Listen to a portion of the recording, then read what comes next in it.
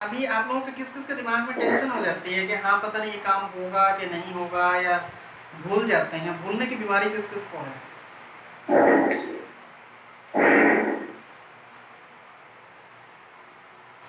Very good. Navneet और मनीषा को है, श्रुति को नहीं है। Very good. श्रुति कभी क्यों नहीं भूलती? आप लोग क्यों भूल जाते हैं? बादाम कम खाए होंगे इसमें। बादाम कम खाए होंगे किसने? पर जो हम बोल रहे हैं इसलिए। अच्छा, आप लोगों ने बादाम कम खाए हैं, श्रुति ने ज़्यादा खाए हैं। श्रुति क्या खाते हो? जी सर मैं नहीं खाती बादाम। अच्छा, नेचुरल दिमाग आपका ऐसा है कि कुछ भी भूलता नहीं है। सर अगर कंसंट्रेशन से कुछ करो तो मेरे को फिर याद रहता है। Very good. एक प्रोसेस बताऊं आप लोगों को, मेडिकल सेंस है, वो मेडिकल पॉइंट है अगर जानना चाहते हो तो, कि हम लोग कोई चीज़ भूल कैसे जाते हैं तो उसको इम्प्रूव कैसे कर सकते हैं। कुछ जानना चाहते हो? मतलब हमारा शरीर ऑटोमेटिक, सभी का शरीर एक जैसा होता है। वो एक बच्चा जो है आप देखेंगे कहीं पे नंबर 1 आ जाता है, कोई बच्चा है वो बिल्कुल पीछे है, कोई फेल हो जाता है। तो इन सब में कंपैरिजन की वजह क्या होती है? 5 मिनट ब्रेक ले लो, 5 मिनट ब्रेक के बाद जो है इसको स्टार्ट करके बताता हूँ। बताओ, 5 मिनट ब्रेक लेना है? मतलब हार्डली 10 मिनट, 10 मिनट का टॉपिक है ये। अगर ब्रेक लेना है तो ले सकते हैं। सुनो फिर, सबसे पहले तो मान लीजिए हमारे अंदर जो बॉडी के अंदर ईच एंड एवरीथिंग, सब चीज के लिए ऑटोमेटिक कंट्रोल लगा हुआ है। जितना दुनिया के अंदर आप आर्टिफिशियल कंट्रोल देखते हैं ना, कार है, कार चल रही है, गर्म हो गई तो बंद हो जाती है, या आपका मोबाइल है, आपका मोबाइल भी चलते चलते गर्म अगर हो जाए तो सारे सॉफ्टवेयर, उसकी सारी ऐप बंद हो जाती है, बात पता है? ऐसे ही हमारी बॉडी के अंदर ऑटोमेटिक सिस्टम लगे हुए हैं, and that is controlled by autonomic nervous system, ANS बोलते हैं इसको, ऑटोनॉमिक नर्वस सिस्टम। इसके दो पार्ट होते हैं ऑटोनॉमिक नर्वस सिस्टम के। वन इज कॉल्ड सिंपैथेटिक, आप लोग डिटेल में लिखने की बजाय सिर्फ इतना समझिए, one is sympathetic and parasympathetic. दो कंट्रोल होते हैं। जो सिंपैथेटिक कंट्रोल होता है ये जो है हमारी बॉडी के अंदर केमिकल सीक्रेट करते हैं। 2-3 केमिकल होते हैं, डोपामिन, एपिनेफ्रिन, नॉरएपिनेफ्रिन। नाम सुने हैं? नहीं सुने होंगे। डोपामिन सुने हैं, ओके। तो ये कंट्रोल क्या करते हैं हमारी बॉडी के अंदर। दूसरी चीज ये जो है इनको बोलते हैं न्यूरोट्रांसमीटर। न्यूरोट्रांसमीटर, न्यूरोट्रांसमीटर का मतलब क्या होता है? फॉर एग्जांपल आप लोगों को पता होगा ना, सिग्नल ट्रांसमिट होते हैं। टावर है, टावर से सिग्नल जाते हैं और टावर के पास सिग्नल आते हैं। जो सिग्नल आते हैं उनको रिसीवर बोलते हैं और जो भेजते हैं उनको ट्रांसमीटर बोलते हैं। हमारी बॉडी के अंदर भी ऐसा सिस्टम लगा हुआ है, जो सिग्नल को रिसीव करता है उसको रिसेप्टर बोलते हैं, और दूसरा जो है सिग्नल जो भेजते हैं और रिसीव करते हैं उनको न्यूरॉन्स बोलते हैं। तो न्यूरॉन्स जो है बॉडी के ईच एंड एवरी पार्ट तक सप्लाई देते हैं। रिसेप्टर मैसेज रिसीव करते हैं और न्यूरॉन के थ्रू जो है, मान लीजिए यहाँ पे कोई टच कर दिया, हमने पिन चुबो दी, तो ये सेल के ऊपर सिग्नल रिसीव करने वाला रिसेप्टर लगा हुआ है, और ये रिसेप्टर क्या करेगा, ब्रेन को भेज देगा मैसेज। तो ये यहाँ से हो गया ट्रांसमिट, ठीक है। ट्रांसमिट होने के बाद जो है ब्रेन को जाएगा, और ब्रेन क्या करेगा, उसके लिए क्या करना है। मान लीजिए यहाँ पे पिन चुभी, यहाँ पिन चुभी तो मैं हाथ एकदम पीछे खींचूंगा, तो ऑटोमेटिक प्रोसेस कैसे होगा, ये बॉडी को पिन चुभी तो मैसेज रिसीव हुआ, रिसेप्टर ने भेजा, न्यूरॉन के थ्रू दिमाग को गया, दिमाग से मैसेज आया, दूसरे पार्ट को, मसल्स को मैसेज देगा कि यहाँ से हाथ को हटाना है, तो कौन से मसल्स स्ट्रेच होंगे, कौन से मसल्स लूज होंगे, ठीक है। जब ये हाथ ऐसे ऊपर उठता है तो यहाँ से लूज होते हैं और इधर से टाइट होते हैं, तभी जाके जो है ये ऐसे टाइट होता है, हाथ ऊपर की तरफ उठता है ना। बात ये करते हैं कि हमारी बॉडी का जो अंदर ये जो ट्रांसमीटर है सिंपैथेटिक नर्वस सिस्टम, उसको कंट्रोल कैसे करता है। फॉर एग्जांपल अगर आपके पीछे कुत्ता लग जाए, कभी पीछे कुत्ता पड़ा है? हाँ, तीनों। जब कुत्ता पीछे लग जाता है या कुत्ता आपकी तरफ भौंकता है तो उस पे डिपेंड करेगा उसके कुत्ते के साइज पे कि आप लोग क्या करेंगे, वहां पे अपने आप को फ्रीज करेंगे या फिर वहां से भाग जाएंगे, दैट इज कॉल्ड फ्लाइट, या फिर उसके साथ लड़ाई करेंगे, दैट इज कॉल्ड फाइट। तीन चीजों पे डिपेंड करेगा, फ्रीज, फ्लाइट या फाइट। कुत्ते का साइज बहुत छोटा है, बिल्कुल छोटा सा पिल्ला है। छोटा सा पिल्ला आपकी तरफ भौंक रहा है तो आप भागेंगे नहीं उससे डर के, वहीं पे खड़े रहेंगे, दैट इज कॉल्ड फ्रीज। तो ये बताया किसने? कुत्ता आपकी तरफ अचानक भौंका, आपकी नजर उस पर गई तो किसने मैसेज भेजा? आंखों ने, कान ने। यहां से मैसेज रिसीव हुआ, दिमाग को गया, दिमाग ने कैलकुलेशन किया कि हाँ कोई बात नहीं, छोटा है, बच्चा है। तो दिमाग मैसेज क्या करेगा? किसी भी मसल्स को नहीं बोलेगा कि जो मसल्स हमारी बॉडी के भागने के अंदर, मूवमेंट के अंदर जो दौड़ लगानी है, दौड़ नहीं लगाएगा। ठीक है। कुत्ते का साइज अगर ऑलमोस्ट ऐसा है जिसके साथ आप लड़ाई कर सकते हैं, उसको भगा सकते हैं, उसको हट हट करेंगे, भाग जाएगा। तो ऐसी सिचुएशन में क्या करेंगे? फाइट। और अगर डॉगी बहुत ज़्यादा एक्टिव है, तो क्या करेंगे? भागना है। अब उस भागने के लिए ये हमारे न्यूरोट्रांसमीटर मैसेज देंगे। किसको मैसेज देंगे? भागने के लिए कौन सा बॉडी का पार्ट काम करता है? पैर, लेग्स, हाथ। हाथ भागने में काम करते हैं। अगर आप हाथ ऐसे हिलाएंगे नहीं तो बॉडी का बैलेंस ठीक नहीं रहेगा। आप हाथ को स्टैटिक करके, एक बार ऐसे स्टैटिक करके रख के भाग के देखिए, आप ज़्यादा लंबा, ज़्यादा फास्ट नहीं भाग पाएंगे। ठीक है। तो बॉडी के अंदर ऐसे जब वो हमें फ्लाइट की सिचुएशन अगर आ जाती है तो फ्लाइट के अंदर क्या करेगा?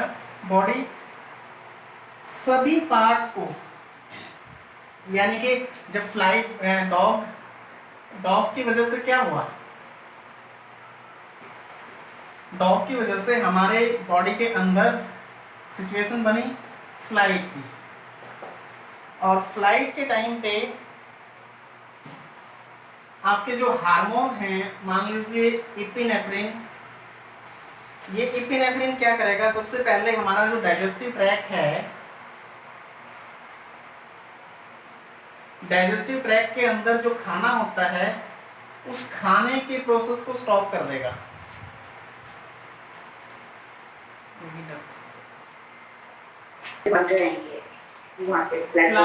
फ्लाइट की वजह से क्या होगा? हमारी बॉडी के अंदर क्या होगा? स्ट्रेस। और ये जो स्ट्रेस है, ये स्ट्रेस हमारे पूरे बॉडी को कैसे चेंज कर देता है, जिसकी वजह से हम कोई भी काम इफेक्टिवली नहीं कर पाते। सबसे पहले जो स्ट्रेस के अंदर क्या होगा? जब आपके पीछे डॉग लगा हुआ है, फॉर एग्जांपल आप लोग वेजिटेरियन है कि नॉन वेजिटेरियन है? जल्दी से हाथ खड़ा करके बताइए, वेजिटेरियन कौन है?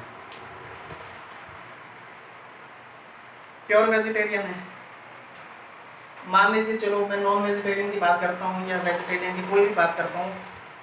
सपोज आपने चिकन खाया है, चिकन का लेग पीस आप खा चुके हैं और डॉग आपके पीछे है, तो आप अपने लेग पीस को बचाएंगे या चिकन के लेग पीस को डाइजेस्ट करेंगे? पहले चिकन लेग पीस को डाइजेशन पे प्रोसेस को लगा के रखेंगे या अपने लेग पीस को बचाने के लिए आप भागेंगे? भागेंगे। दैट मीन्स डाइजेशन जो है वो डाइजेशन क्या हो जाएगा?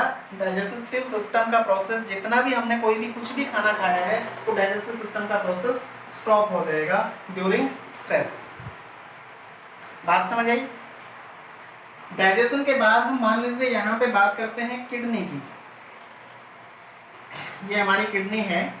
इस किडनी के अंदर से जो है हमारा यूरिन फॉर्मेशन होता है, ब्लड वेसल आते हैं और यूरिन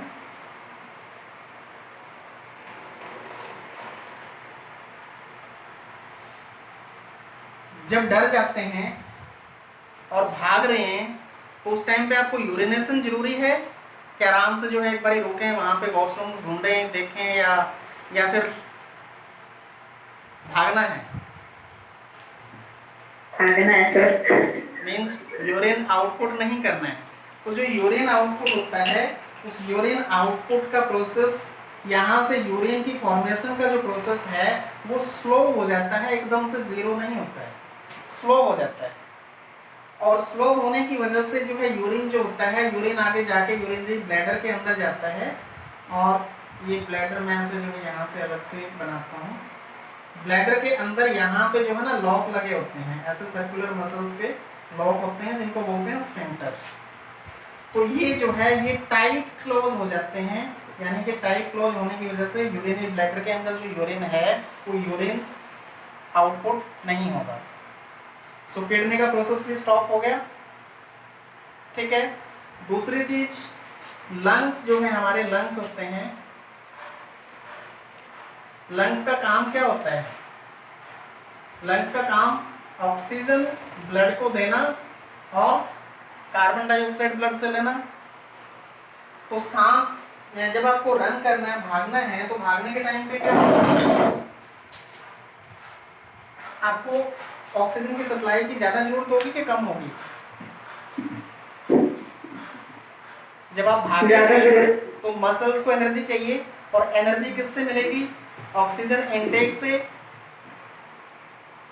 ब्लड के अंदर जो ग्लूकोज का लेवल है, वो ब्लड के अंदर ग्लूकोज जितना है वो बॉडी के उस पार्ट की तरफ ब्लड का फ्लो ज़्यादा हो जाएगा जो भागने में हेल्प करते हैं। भागने में हेल्प कौन करते हैं? हमारे लेग्स, आर्म्स।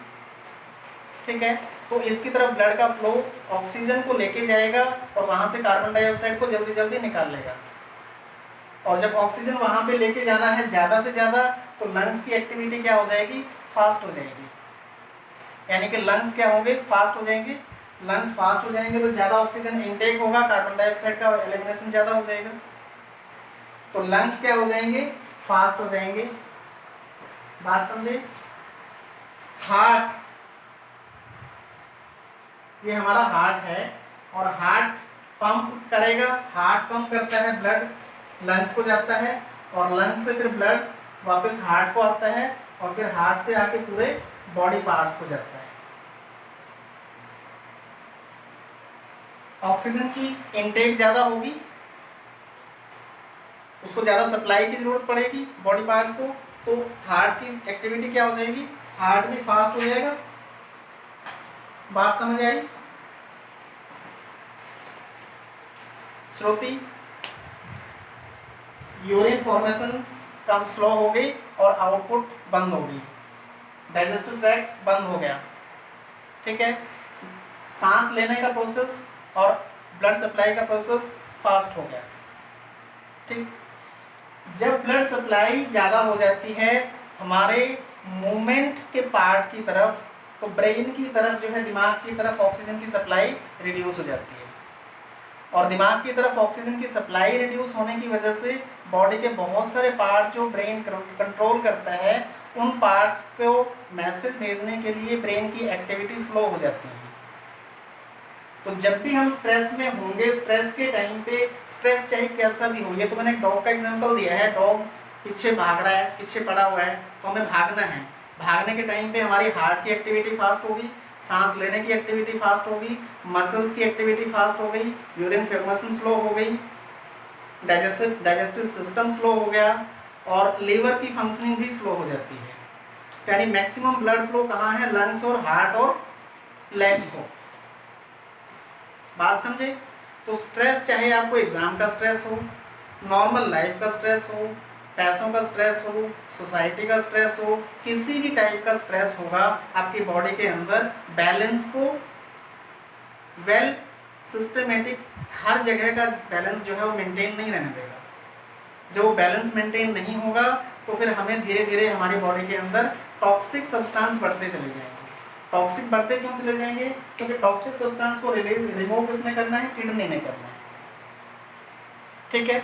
और किडनी ने रिमूव करना होता है। दूसरा, हमारी जो स्किन होती है, स्किन के थ्रू पसीना निकलता है, इस पसीने के थ्रू जो है टॉक्सिक सब्सटेंस बॉडी से एलिमिनेट होते हैं।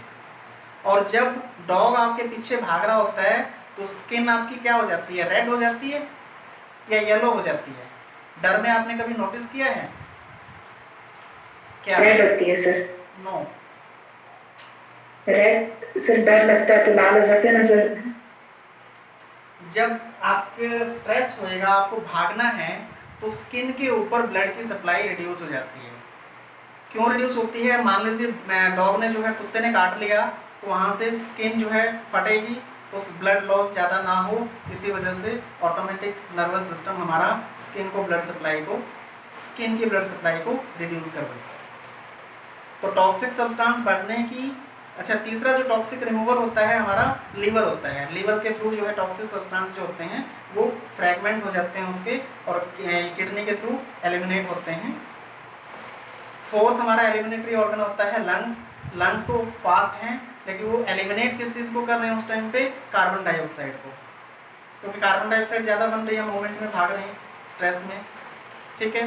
तो जब भी स्ट्रेस आपको होगा तो आपकी एनर्जी एफिशिएंट दिमाग की जितनी है उतनी एफिशिएंसी आपके दिमाग की निकलेगी नहीं। अगर आपको अपने दिमाग की एनर्जी को एफिशिएंट रखना है तो कभी भी स्ट्रेस नहीं लेना। बात समझे? स्ट्रेस अगर नहीं लोगे तो आपका डाइजेस्टिव ट्रैक भी ठीक से काम करेगा, तो डाइजेशन से आपको न्यूट्रिशन मिलेगा।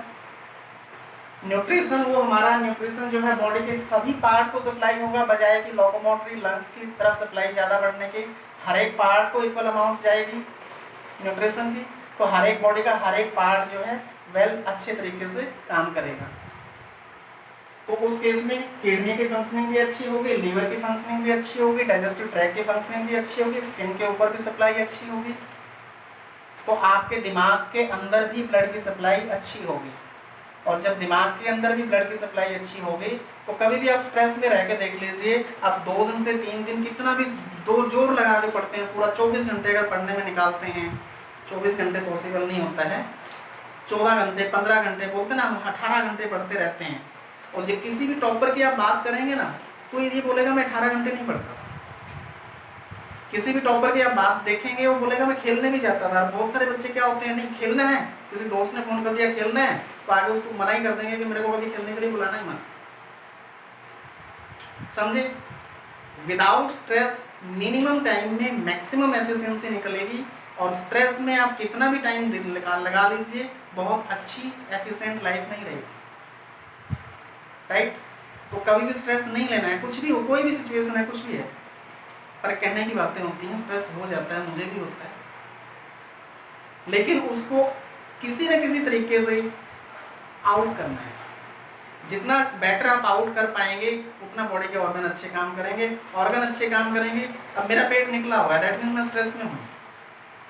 स्ट्रेस में होएगा, खाने का डाइजेस्टिव ट्रैक्ट जो है प्रॉपर काम नहीं करेगा, वो यहाँ पे अनडाइजेस्टेड फूड रहेगा, और अनडाइजेस्टेड फूड ही एक्सक्रीट आउट हो जाएगा, बॉडी को प्रॉपर न्यूट्रिशन मिलेगा नहीं। जब पेट के अंदर डाइजेशन ठीक नहीं है, डाइजेस्टिव फूड वहाँ पे पड़ा हुआ है, तो पेट फूलता रहता है, धीरे धीरे करके जो है पेट फूलता रहता है। और लीवर जो हमारे बॉडी के अंदर डिटॉक्सिफाई करने का काम करता है, वहाँ से वो एलिमिनेट करने का काम किडनी करती है, तो किडनी से एलिमिनेशन स्लो डाउन हो जाता है और बॉडी के अंदर टॉक्सिक सब्सटेंस इकट्ठे होते रहते हैं। ठीक है, बात समझिए? स्ट्रेस लेना है,